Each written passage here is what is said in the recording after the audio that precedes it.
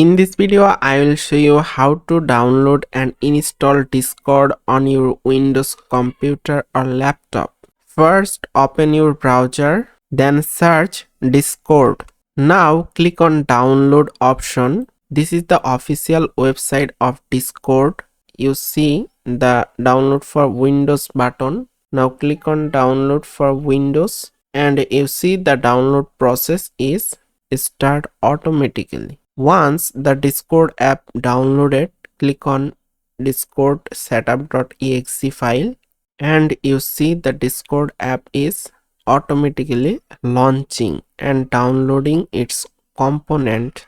See, the Discord app is launched successfully and you can use it by logging your Discord account details. So by following this easy process, you can install Discord on your computer or laptop.